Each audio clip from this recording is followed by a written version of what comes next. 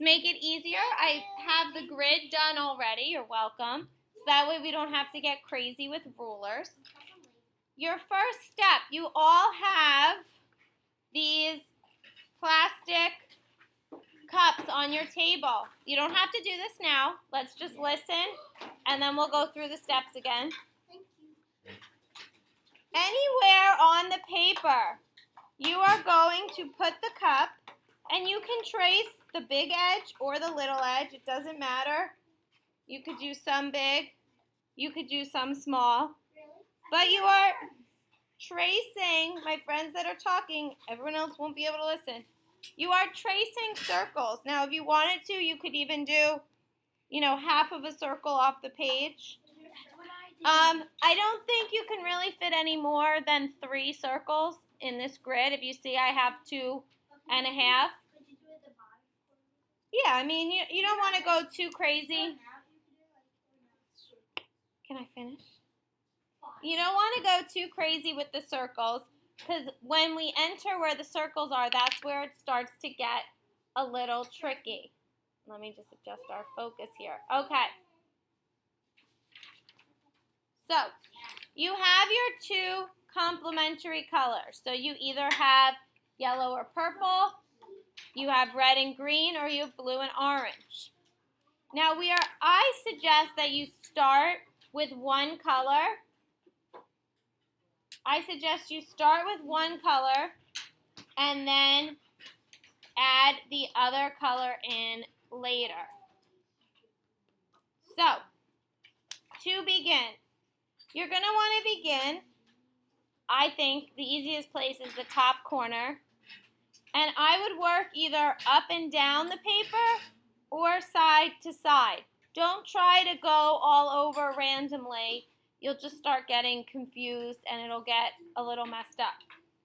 So with the color, you're simply doing every other square.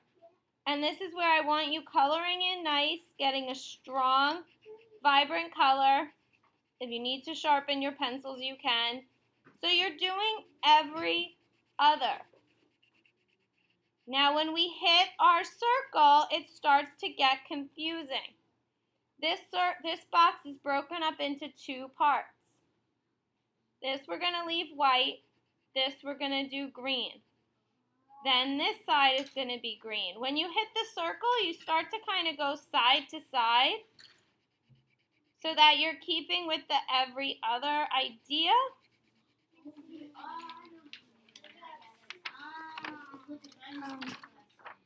Mine is like this.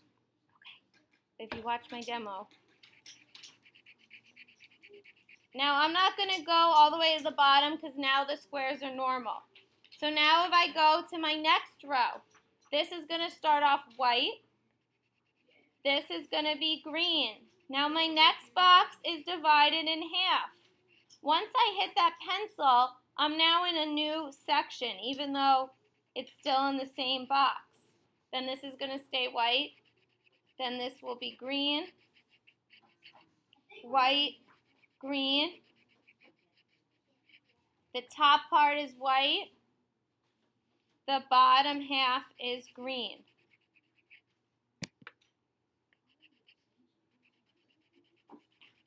So it gets, like I said, it gets confusing when you hit those circle edges. But if you just take your time and go row by row, you won't make any mistakes. If you do make a mistake, just keep going and finish out the project, okay? I want to see how they turn out going ahead on our first attempt. Are there any questions? All right, so like I said, I think it's easiest if you start with one color and then you go back in later and add your second color.